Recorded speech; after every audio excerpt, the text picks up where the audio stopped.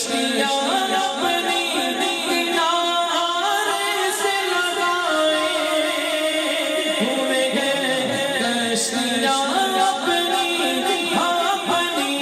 کشتیاں اپنی کنارے سے لگائے ہوئے ہیں، کیا وہ ڈوبے جو محمد کے در آئے ہوئے ہیں، کیا وہ ڈوبے جو محمد کے در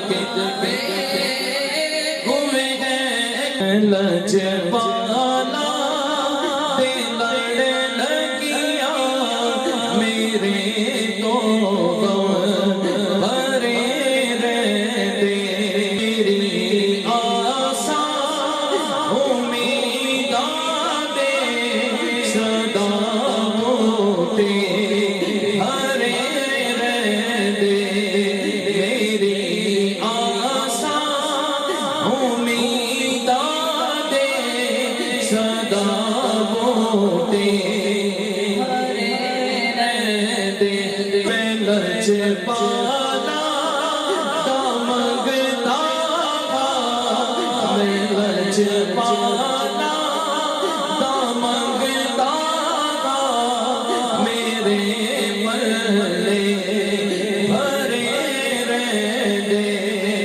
رب اشرح لي صدري ويسر لي امري واحلل عقدة من لساني يفقهوا قولي۔ الحمد للہ، جتنی محبت سے آپ دوستوں نے درود پاک پڑھا، اس حوالے سے مسلم شریف کے اندر ایک روایت موجود ہے جس کا مفہوم آپ کے سامنے پیش کر دیتا ہوں، اس امید کے ساتھ کہ ہو سکتا ہے کہ تیرے دل میں اتر جائے میری بات۔ اور آپ فرماتے ہیں اپنے صحابہ کو کہ اے میرے صحابہ، مکے کا وہ پتھر آج بھی ہمیں بڑا یاد آتا ہے۔ توجہ کریں گے کہ انشاءاللہ سارے درود ضرور پڑھیں گے۔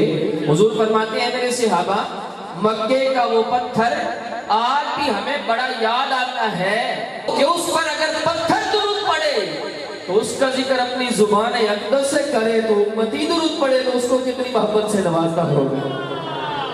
ہم اپنی قسمت پہ ناز کرتے ہیں، اللہ نے ہمیں علی والا بھی بنایا ہے، قرآن والا بھی بنایا ہے۔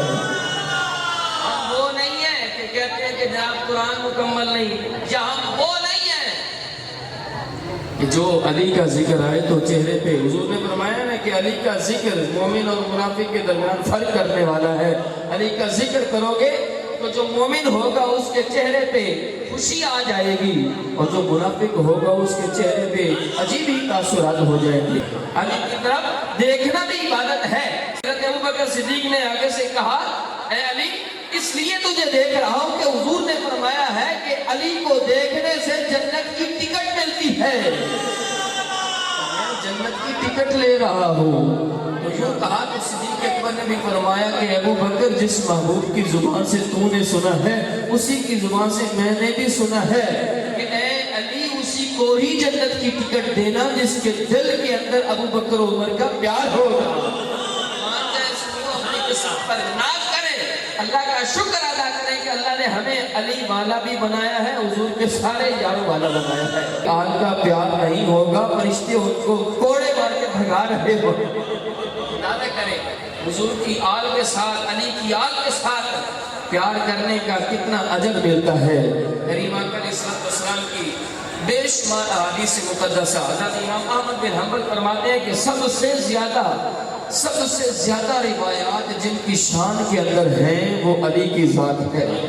اگر مختصر کروں تو میں خلاصہ یوں کہوں گا کہ علی کو اگر دیکھنا ہے تو علی 4 یاروں میں بھی نظر آتا ہے۔ علی 4 یاروں میں بھی نظر آتا ہے۔ علی کو اگر دیکھنا ہے تو علی پنجتن پاک میں بھی نظر آتا ہے۔ اگر علی کو دیکھنا ہے تو علی اشرا مبشرہ میں بھی نظر آتا ہے۔ 12 اماموں میں بھی نظر آتا ہے۔ علی کو دیکھنا ہے